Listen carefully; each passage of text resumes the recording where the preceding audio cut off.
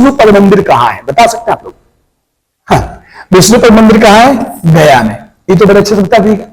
अच्छा, विष्णुपद मंदिर को स्टैब्लिश किसने किया था? विष्णुपद मंदिर की स्थापना किसने की है, ये बताइए। नहीं पता है ना? तो ये जो किए थे, इनका नाम था रानी अहिल्याबाई। रानी अहिल्याबाई, रानी अहिल्याबाई ने क्या की थी? विष्णुपद मंदिर को बनवाई थी। अच्छा, ये बता सकते हैं विष्णुपद मंदिर जो है वो कब एस्टेब्लिश हुआ था? ये भी नहीं पता है। 1787 1787 ईस्वी में ही, 1787 ईस्वी में ही विष्णुपद मंदिर का निर्माण हुआ था। बच्चे जो बिहार एसएससी और बिहार पुलिस की तैयारी करना चाहते हैं, एग्जाम आपका जुलाई में भैया फिक्स है। अब आपके लिए इस ततले ततले मौसम में हम लेकर के आए हैं 50 क्वेश्चन का सीरीज। हम प्रतिदिन अपने YouTube चैनल पे 50 क्वेश्चन का सीरीज डालते हैं आपके लिए। वो 50 क्वेश्चन नाम का है, लेकिन वास्तविक में 100 क्वेश्चन भी प्लस हो जाते हैं। इस 20 मिनट के वीडियो में हम आपको प्रतिदिन 100 से ऊपर अधिक क्वेश्चन रटवाएंगे, जो कि बिहार एसएससी और बिहार पुलिस में आने वाले जो लगातार पूछे जाने वाले क्वेश्चन है उसके प्रीवियस ईयर कंप्लीट करेंगे। आइए शुरू करते हैं। जर्मनी की सहायता से निम्न में से किस इस्पात कारखानों की शुरुआत की गई थी? तो भैया जो शुरुआत की गई थी ना, वो शुरुआत की गई थी राउरकेला। राउरकेला कहां है भैया? तो राउरकेला अपना उड़ीसा में है। इसकी स्टैब्लिश कब हुई थी? तो इसकी स्टैब्लिश हुई थी 1959 में। हमने आपको बोला ना, नाम के 50 क्वेश्चन है, 21 से स्टार्ट के 70 तक जाएंगे, लेकिन 100 क्वेश्चन आपको रटवा देंगे। अब इसी के 4 क्वेश्चन पढ़ लेते हैं। शुरुआत हुई थी कहां से भैया? जर्मनी ने शुरुआत किया था किसको? राउरकेला को। राउरकेला कहां है? उड़ीसा में। शुरुआत कब हुई थी? 1959 में। दूसरा आपका भिलाई आता है। भिलाई कहां है? तो भिलाई भैया छत्तीसगढ़ में है। और इसकी शुरुआत कब की गई थी? तो इसकी शुरुआत की गई थी 1955 में। किस देश की सहायता से? भैया रूस देश की सहायता से। फिर दुर्गापुर बात करते हैं, कहां है? वेस्ट बंगाल में है। दुर्गापुर एक जिला है, वेस्ट बंगाल में है। इसकी शुरुआत कब की गई थी? 1956 में शुरुआत की गई थी। किसने शुरुआत किया था? किस देश की सहायता से? तो भैया ब्रिटेन। आइए, बोकारो कहां है भैया? झारखंड में है। बोकारो कहां है? तो झारखंड में है। इसकी शुरुआत कब की गई थी? 1968 ईस्वी में की गई थी। और यह भी किस देश की सहायता से? तो रूस देश की सहायता से। तो रूस से 2 हो गए, एक भिलाई हो गए और दूसरा बोकारो हो गए। तो इसको आप याद कर लीजिए फिर से एक बार। राउरकेला कहां? 1959 में उड़ीसा में। राउरकेला जड़गेले जर्मनी। राउरकेला जड़गेल जर्मनी। भिलाई कहां भैया? भिलाई रूस गई। भिलाई रूस गई। दुर्गापुर कहां हुआ? ब्रिटेन। दुर्गापुर कहां? ब्रिटेन। दुर्गापुर ब्रिटेन। दुर्गा मैया बाघ सवारी करती है, ब्रिटेन पर सवारी करती हैं। बोकारो कहां भैया? तो बोकारो भी रूस गए। तो इस तरीके से यहां पर पूरे हमने रूस की सहायता से हुआ था। निम्नलिखित में कौन सा कर, निम्नलिखित में कौन सा कर अप्रत्यक्ष कर है भैया? तो ये उत्पाद शुल्क वाले आपके अप्रत्यक्ष कर हैं। आगे पढ़ते हैं। विच्छेदक नदी का घुमाव, विच्छेदक नदी के घुमाव में बनी झील को क्या कहते हैं? विच्छेदक नदी के घुमाव में बनी झील को क्या कहते हैं? देखिए, विच्छेदक नदी क्या होता है? तो एक यू आकार की जो नदी शेप बनाती है, और इसके आसपास जो नदियां बनते हैं, इसके आसपास क्या होते हैं? कुछ नदी इस प्रकार से बहते हैं। ठीक है, इस प्रकार से कुछ कुछ नदी बहते हैं। तो क्या होता है ना, उसको बैलों के जो जोते हुए खेत होते हैं, आप लोग बचपन में देखे होंगे कि एक खंबा होता है, उसमें बैल क्या करते हैं? चारों तरफ चक्कर लगाते हैं। तो यू आकार की जो नदियां बनाती हैं और इसके बीच में जो झील का निर्माण होता है, उसे क्या कहते हैं? ऑक्सबो झील कहते हैं। क्या कहते हैं? इसे हम लोग ऑक्सबो झील कहते हैं। ऑक्सबो झील कहते हैं। ऑक्सबो झील। ऑक्स का मतलब क्या हुआ? बैल। बचपन से पढ़ते हैं भैया, ऑक्स का मतलब बैल। और वो ऑक्स जो राउंड करता है ना, जो राउंड शेप में लेता है, उसी को हम लोग ऑक्सबो झील कहते हैं। और उसी को क्या कहते हैं? विच्छेदक नदी जो घुमावदार होते हैं, उसे क्या कहते हैं? ऑक्सबो झील का नाम दिया जाता है। आगे पढ़ते हैं। झील अथवा तालाब के सतह जल पर पादप उत्पलक में तेजी बढ़ने वाले पुंज को क्या कहते हैं? या पादप फलक जो होते हैं उसमें तेजी बढ़ने वाले क्या करते हैं?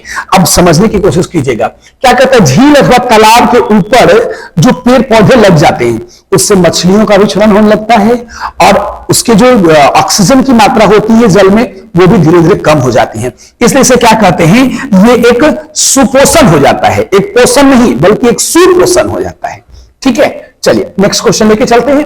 कहता है पोतभंजक, आहा क्या लाजवाब सवाल है। पोतभंजक उद्योग में भारत का कौन सा राज्य अग्रणी है? मैं इसके बारे में बताता हूं। पोतभंजक होता क्या है? देखिए, पोतभंजक उसको कहते हैं जब पानी वाले जहाज जो होते हैं, जहां उसकी कटाई होती है, यार्ड होती है, कह सकते हैं पानी वाले जहाज का कब्रिस्तान। और इतना ही भारत ही नहीं बल्कि विश्व के सबसे बड़ा पोतभंजक जानते कहां है? आपके ही भारत में है, आपके ही भारत में है। और वो कहा है भैया? वो गुजरात में है। गुजरात का एक जगह है, उसका नाम क्या है बाबू? अलंग। और ये अलंग जो है ना, यहां सबसे बड़े बड़े जहाज करते हैं, पानी के जहाज करते हैं, मतलब जहाजों का कब्रिस्तान कहते हैं। तो ये विश्व का सबसे बड़ा पोतभंजक है। विश्व का सबसे बड़ा पोतभंजक अगर कोई है तो उसका नाम है गुजरात के कौन सा क्षेत्र है? तो अलंग में है। आइए आगे बढ़ते हैं। निम्नलिखित में कौन सा श्रीलंका का राष्ट्रीय गान है? हाँ, तो सबसे पहली बात है, श्रीलंका का राष्ट्रीय गान का नाम क्या है? तो श्रीलंका का जो राष्ट्रीय गान है उसका नाम है श्रीलंका मठ। श्रीलंका मठ। इनके जो गाने हैं, इनके जो राष्ट्रीय गान है, इसके गानों का नाम है श्रीलंका मठ। और इसको गाया किसने है? तो आनंद समरकोन ने गाया था। किसने गाया है? आनंद समरकोन ने गाया है। और ये किनसे मोटिवेट हुए थे? तो रविंद्रनाथ टैगोर ने इनको मोटिवेट किया था। रविंद्रनाथ टैगोर इनको मोटिवेट करके क्या किए थे? इनके गाने और ये श्रीलंका का राष्ट्रगान शुरू किए थे। नेक्स्ट सवाल चलते हैं। सेंट जॉर्ज किला कहां स्थित है? भैया, सेंट जॉर्ज किला जो है वो अपना चेन्नई में स्थित है। इसकी जो स्टैब्लिश की गई थी, ये 1644 ईस्वी में इसकी स्थापना हुई थी। और अभी जो है ना, अभी यहां क्या चलते हैं? तो अभी यहां पर तमिलनाडु के विधानसभा का कार्य होता है। तमिलनाडु के विधानसभा का कार्य अभी यही होता है। ठीक है, इसी सेंट जॉर्ज के फोर्ट सेंट जॉर्ज। आगे समझते हैं। महात्मा गांधी विश्व के सबसे लंबी मूर्ति कहां स्थित है? आप लोग बताइए। महात्मा गांधी विश्व की नहीं, अच्छा वो विश्व की है। महात्मा गांधी विश्व की सबसे लंबी मूर्ति कहां है? महात्मा गांधी की बताएंगे कहां है भैया? तो पटना में है। कितने फीट में है भैया? ये 72 फीट वाले हैं। ये 72 फीट है। अच्छा, इसकी स्टैब्लिश कब हुई थी? ये नीतीश जी ने करवाया था जनाब। 2013 में महात्मा गांधी के विश्व की सबसे लंबी मूर्ति बनी है। ठीक है। और यहीं पर चंपारण की बात करते, गांधी जी ने क्या किया था? 1917 में चंपारण सत्याग्रह किया था, सबसे पहला भारतीय सत्याग्रह जिन्होंने किया था। राजकोट में क्या है? तो महात्मा गांधी का क्या है बाबू? महात्मा गांधी का म्यूजियम है। महात्मा गांधी का क्या है? म्यूजियम है। ध्यान देंगे, महात्मा गांधी का क्या है? म्यूजियम है, राजकोट गुजरात में। तो एक बार फिर से देख लेते हैं इस क्वेश्चन को। चंपारण में 1917 में उन्होंने विद्रोह किया था किसान वाला। पटना में महात्मा गांधी विश्व की सबसे लंबी मूर्ति, विश्व की सबसे लंबी मूर्ति कहां है? पटना में। कितने फीट है भैया? 72 फीट है। कब स्टार्ट हुआ था? 2013 में। राजकोट में महात्मा गांधी की म्यूजियम है। ठीक है, जो अपने गुजरात में है। आगे समझते हैं। कलिंग के विरोध में अशोक के अभियान की जानकारी मुख्य स्रोत निम्नलिखित में से क्या मिला था?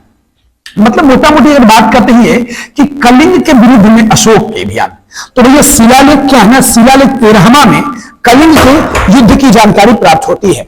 ठीक है, बौद्ध शास्त्र है, ऐसे कह सकते हैं। दोनों बौद्ध शास्त्र हैं, दोनों बौद्ध साहित्य भी है। ठीक है ही। और स्तंभ के ये अशोक के स्तंभ लेख जो 7वां है ना, इसमें क्या हुआ था? तो इसमें मन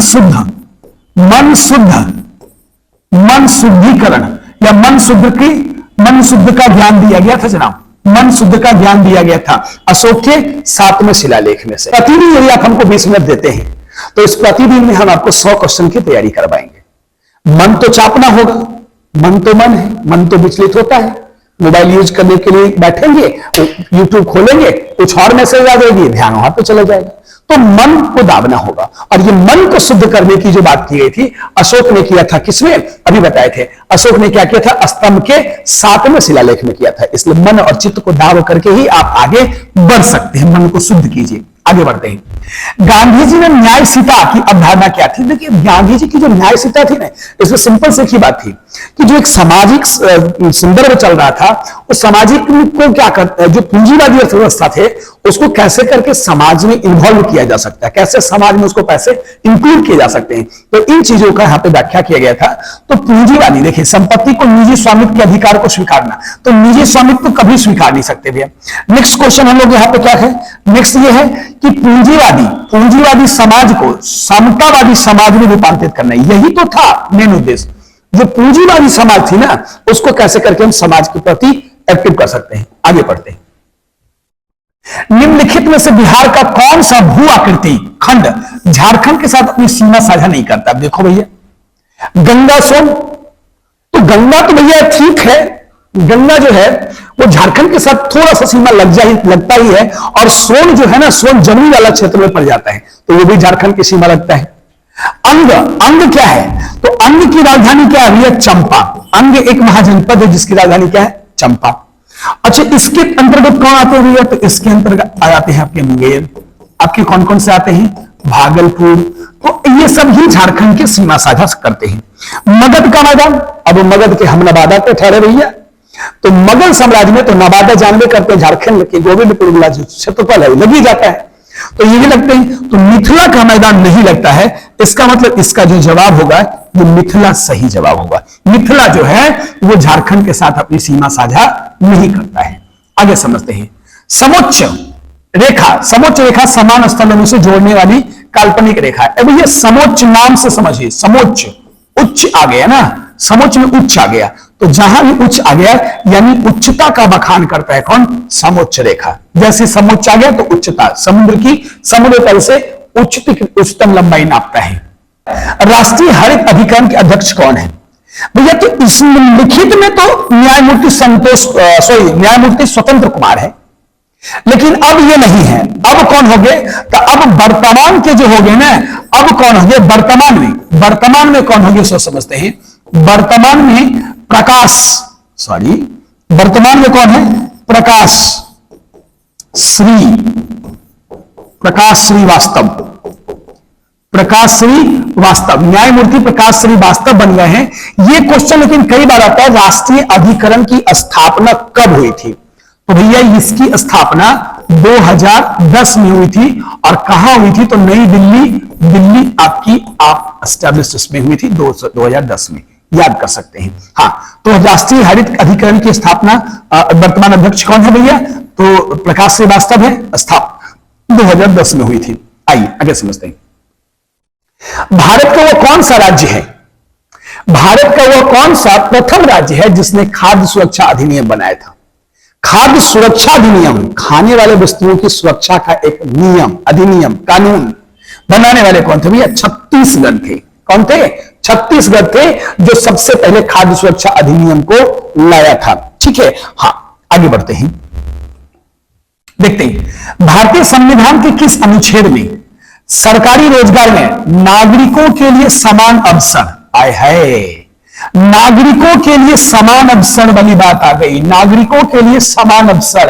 अब समझिएगा, नागरिकों के लिए समान अवसर है, आप पढ़े हैं अनुच्छेद 14 से 16, अनुच्छेद 14 से 16 समानता का अधिकार, आप लोग पढ़े हैं समानता का अधिकार, बचपन से आप लोग पढ़े होंगे समानता का अधिकार।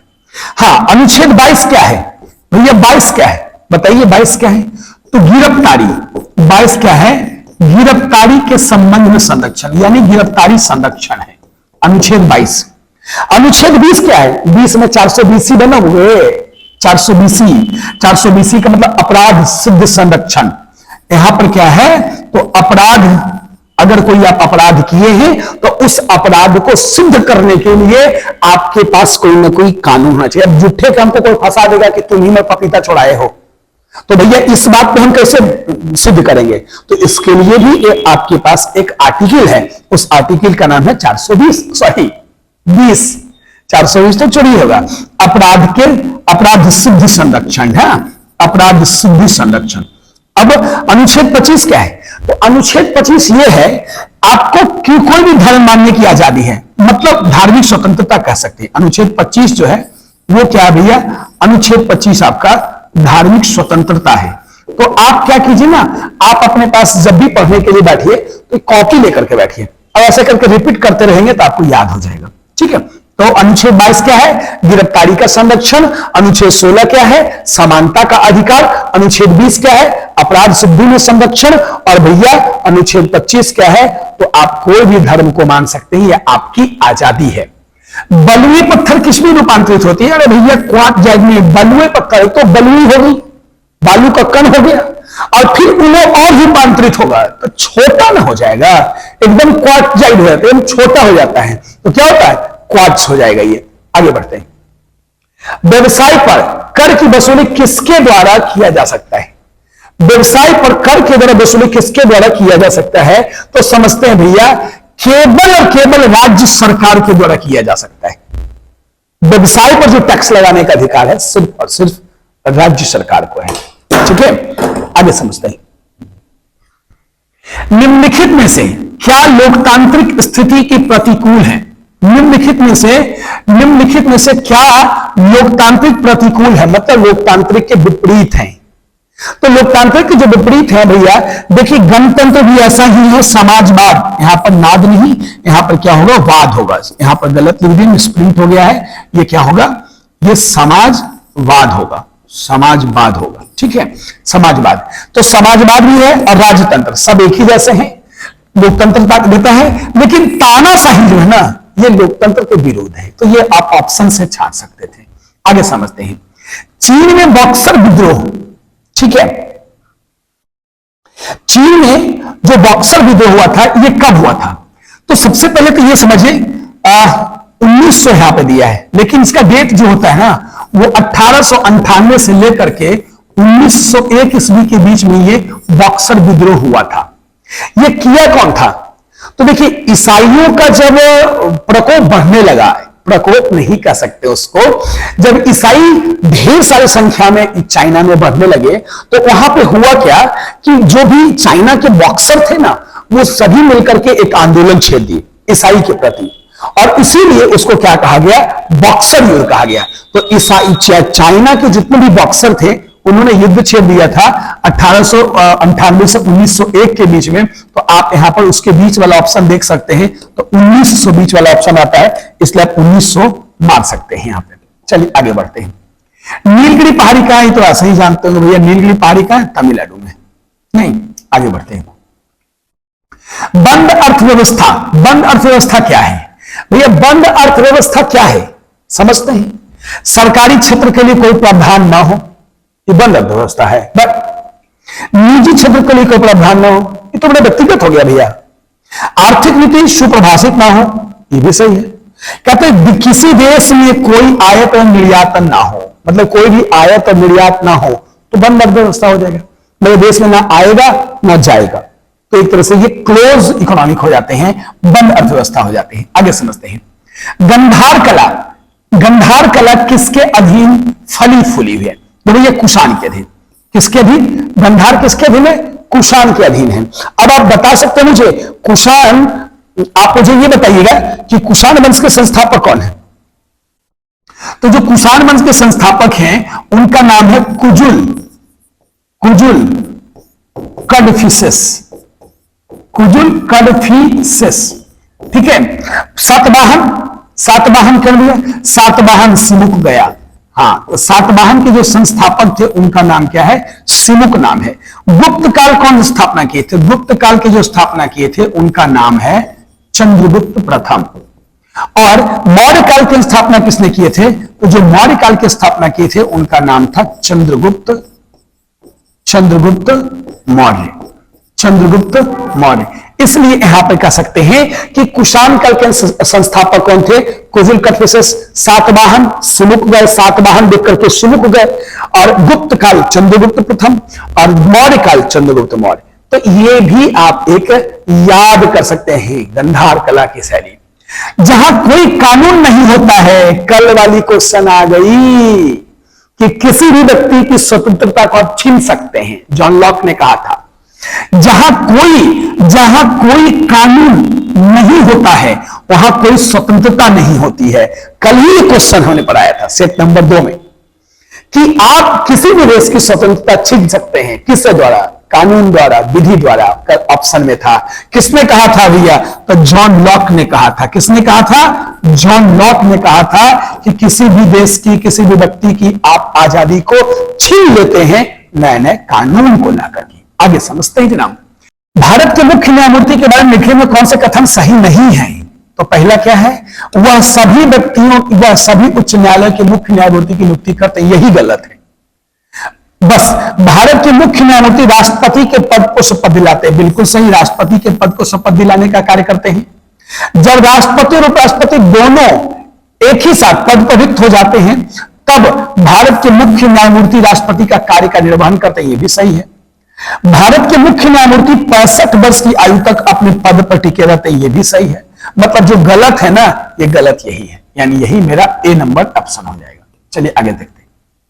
भारतीय संविधान का कौन सा भाग राज्य के नीति निर्देशक तत्व का संबंध में है? डीपीएस पे आ गया 32 से लेकर के 51 तक, इसी को हम लोग कहते हैं डीपीएस पे भी कहते हैं। ठीक है, राज्य के नीति निर्देशक तत्व। भाग 1 क्या है? भाग 1 है अनुच्छेद 1 से लेकर के 4 तक संघ की चर्चा है, संघ एवं राज्य की।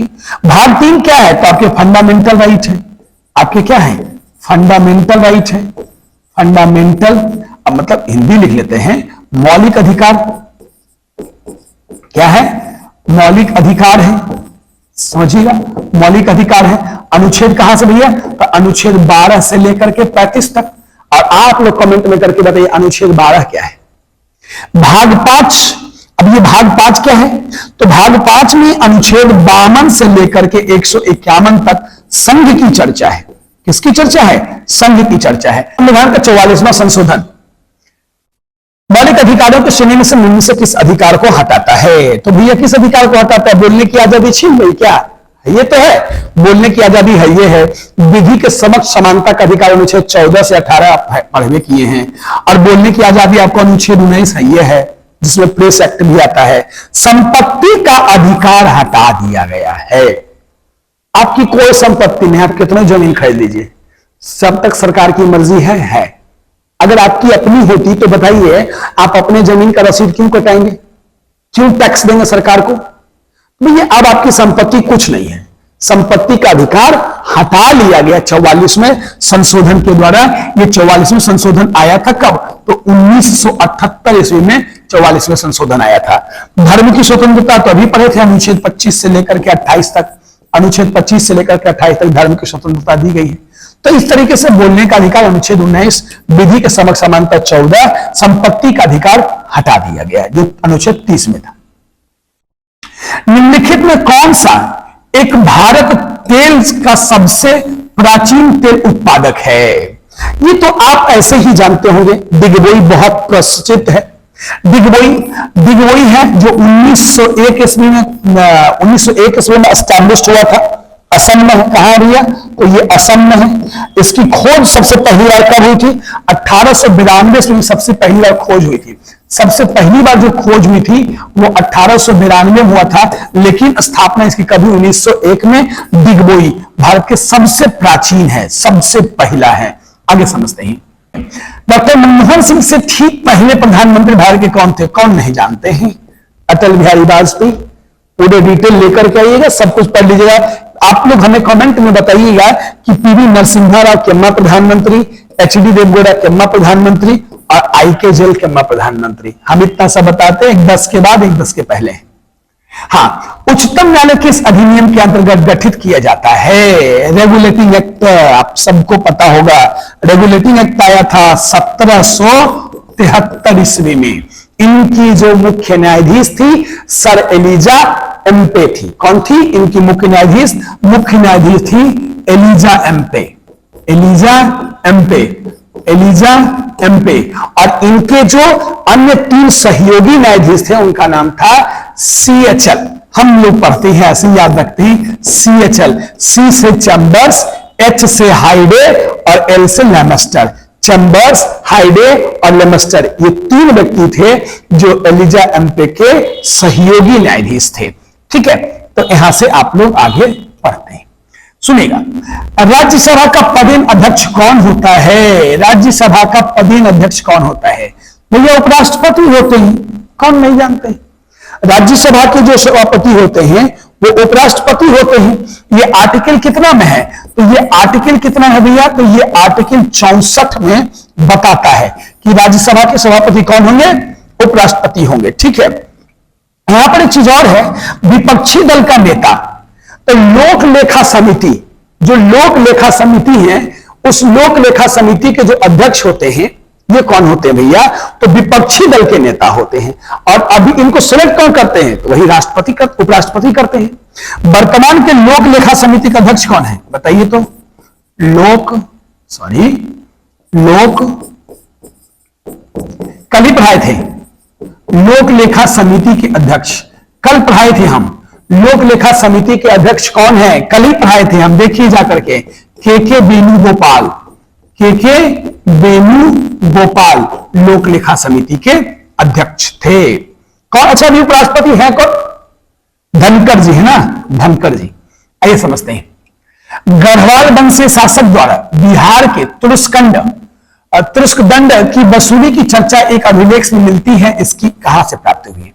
यही तो हम पढ़ करके थोड़ा सा भी देखे थे, इसके बारे में सर्च किए थे, तो हमें भी इसकी जानकारी विशेष रही थी, तो मुंगेर में जाके पता चला, बहुत डिप्थ में क्वेश्चन ही लिखा गया था। आइए, एनसीईआरटी का अर्थ क्या होता है, ये कौन नहीं जानत है जग में, national council of education research and training centre, centre नहीं सिर्फ ट्रेनिंग बोल दीजिए वही तो काम चलेगा। जहांगीर का समकालीन वह इतिहास जिसने बिहार के पटना में अपने प्रसिद्ध ग्रंथ दाबिस्तानी मस्जिद की रचना किया था, वो कौन थे, तो वो थे मोहसिन फानी। मोहसिन फानी थे जिन्होंने जहांगीर के समकालीन इतिहास का इन्होंने रचना किया था।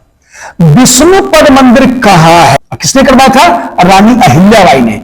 ठीक है, तो यहां से आगे बढ़िए। भारतीय अंतरिक्ष अनुसंधान संगठन इसरो कहां पर है भैया बताइए, बेंगलुरु में है। कहां पर है, तो बेंगलुरु में है। इसकी स्टैब्लिश कब हुई थी, तो 1969 में है, ये भी हम कल पढ़ा दिए थे। ठीक है, आगे बढ़ते हैं। बिहार के वाल्मीकि नगर जो भैंसालोटन है, वो बिहार के उत्तर पश्चिम कोने पर स्थित वह प्रसिद्ध स्थान नाम बताइए। अब कौन है भैया, ये बताइए आप लोग, बिहार के वाल्मीकि नगर में क्या है, तो यहां पर गंडक नदी पर एक बांध बनाया गया है। हाँ यही तो सही है, यहां पर गंडक नदी का एक बांध बनाया गया है। कोई खाद कारखाना नहीं है, कोयले बिजली उत्पादन करने का कोई कारखाना नहीं है, यही है भैंसालोटन। अच्छा, ये भैंसालोटन में एक टाइगर रिजर्व है, वाल्मीकि नगर टाइगर रिजर्व भी कहा जाता है। वाल्मीकि नगर टाइगर रिजर्व, याद रखिएगा, वाल्मीकि नगर टाइगर रिजर्व अभ्यारण्य भी है, रिजर्व अभ्यारण्य भी है, रिजर्व अभ्यारण्य भी एक है, ये ध्यान रखेंगे। ठीक है, वाल्मीकि नगर में आगे बढ़ते हैं। बिहार के कुछ गर्म जल स्रोत, जल में स्नान करने से अनेक त्वचा रोग ठीक हो जाते हैं, इसका क्या कारण है, तो राजगीर जाइए, स्नान कीजिए और फिर आनंद लीजिए, तो पता चलेगा कि उसमें गंधक पाया जाता है और खनिज लवण पाया जाता है, जिस कारण से आपके जितने भी चर्म रोग हैं वो सब ठीक हो जाएगा। ये सब हमारे मगध में पड़ता है। तो ये क्वेश्चन है, बिहार में प्रथम रेल मार्ग का निर्माण कब हुआ था, तो 1860 से 1862 ईस्वी में हुआ था। कहां से कहां भैया, ये हुआ था कोलकाता, ये हुआ था कोलकाता से मुगल सराय, कोलकाता से मुगल सराय के बीच में हुआ था। ठीक है, आगे बढ़ते हैं। बिहार राज्य में लीची अनुसंधान है भैया, कौन नहीं जानता है, मुसहरी।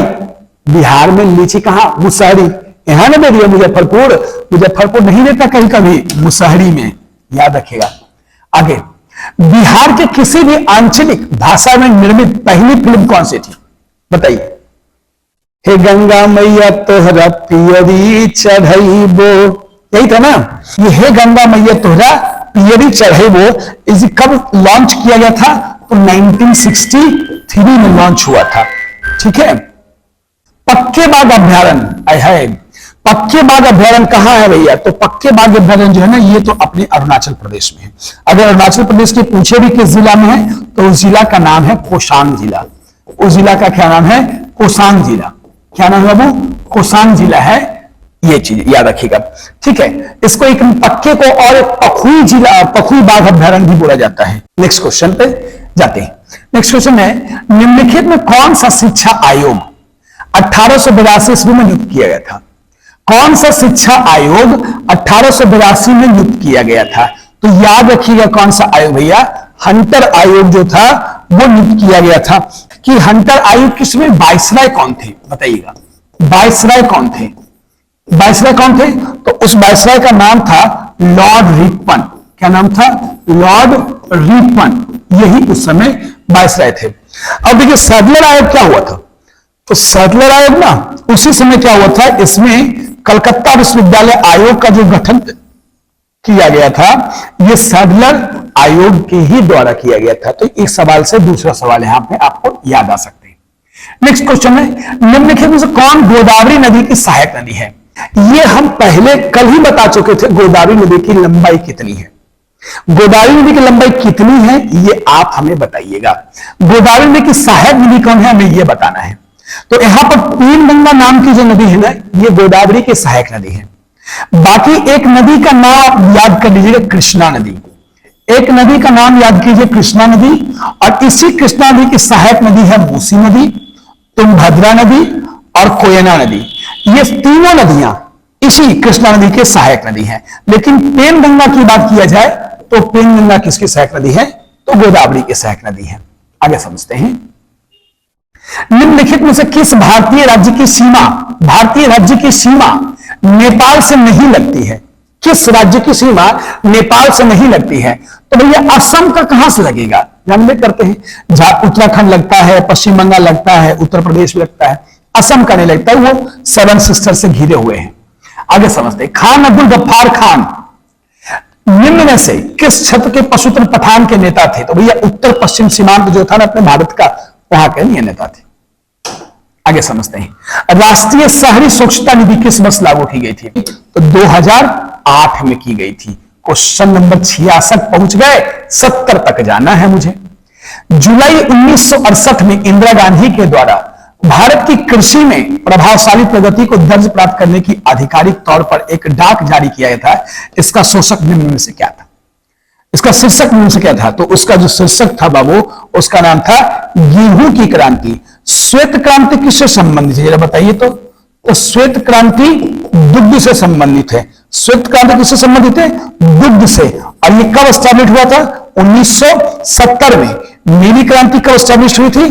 तो नीली क्रांति हुई थी 1985 में। और किसके लिए भैया? तो मत्स्य के लिए, मछली के लिए, मत्स्य पालन के लिए, ये मत्स्य के लिए है।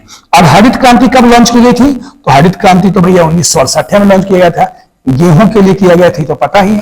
तो याद रखेंगे, श्वेत क्रांति 1970, नीली क्रांति 1900 ऐसे देखिए, भुला जाइएगा तो बता देता तो बढ़िया से, 1985 से 90 तक में ये लॉन्च किया गया था। 7वीं पंचवर्षीय योजना आई थी, उसी दौरान लॉन्च किया गया था। भारत में संवैधानिक निम्नलिखित में से अनुच्छेद 14 वर्षों से कम आयु, 14 वर्षों से कम आयु के किसी बच्चों को कारखाने, खदान में रोजगार के लिए काम नहीं लगाया जा सकता है। तो इसका तरीका है, दो तीन मानव पॉलिटी पढ़ाते हैं तो उसमें बताते हैं 2-3 मानव 24 घंटा। मतलब क्या? 2-3 मानव का तस्करी अनुच्छेद 23, और किसी व्यक्ति को 24 मतलब जबरदस्ती काम नहीं करवा सकते हैं 24 घंटा, वो अनुच्छेद 24। तो 2-3 मानव 24 घंटा, तो अनुच्छेद 24 यहां पर आप याद कर सकते हैं। ठीक है, अगर यही बात करते हैं कि अनुच्छेद 34 क्या है, तो अनुच्छेद 34 जो है ना, ये क्या है? तो ये मार्शल लॉ है। ये क्या है? अगर किसी व्यक्ति का मार्शल लॉ हो गया है तो वो अपने फंडामेंटल राइट लड़ सकता है, अगर उसको किसी फंडामेंटल राइट का मौलिक अधिकार अगर उसका हनन हुआ है तब। अच्छा, अनुच्छेद 76 का है, तो अनुच्छेद 76 है महान्यायवादी की चर्चा है। अनुच्छेद 76 क्या है? महान्यायवादी की चर्चा है। और यहीं पर बात करेंगे, अनुच्छेद 89 क्या है? तो सभापति और उपसभापति की चर्चा है। किस चीज की चर्चा है? तो सभापति और उपसभापति की चर्चा है। ठीक है, अनुच्छेद 24 में क्या है? किसी भी व्यक्ति को आप जबरन काम नहीं करवा सकते हैं। अनुच्छेद 34 क्या है? मार्शल लॉ, अगर मार्शल लॉ लागू हुआ है और उसका फंडामेंटल राइट शोषण हो रहा है तो उस पर उसका प्रतिबंध संबंध है। और अनुच्छेद 76 क्या है, महान्यायवादियों के लिए। अनुच्छेद 89 क्या है, राज्यसभा और राज्यसभा के जो सभापति उनके बारे में। सैयद अहमद खान अलीगढ़ आंदोलन की शुरुआत की थी, कब? तो ये तो ऐसे ही पता चलेगा, कल ही बताए थे। अलीगढ़ मुस्लिम यूनिवर्सिटी बनी थी, कब बनी थी बताइए, कब बनी थी अलीगढ़ मुस्लिम यूनिवर्सिटी? तो ये 1875 में बनी थी, यहीं पर तो बताए थे, अलीगढ़ मुस्लिम यूनिवर्सिटी बनाए थे और उसी समय सर अय्याज खान ने ये किया था, दोनों काम इन्होंने किया था। लास्ट क्वेश्चन है, अंतिम मौर्य सम्राट की हत्या निम्न में से किसने किया था? भैया तो पुष्यमित्र शुंग ने किया था। बहुत साधा जैसा सवाल था, पुष्यमित्र शुंग ने हत्या किया था। तो इस 50 क्वेश्चन के सेट में हम करीब करीब कोशिश करते हैं 20 मिनट 30 मिनट के क्लास में कि आपको अधिक से अधिक ज्ञान दे सके। रोज आप जुड़िए हमारे इस चैनल से, हम आपके लिए प्रतिदिन ऐसे ही 50 क्वेश्चन लेकर के आएंगे। बाकी के लिए हम फिर मिलते हैं कल। धन्यवाद।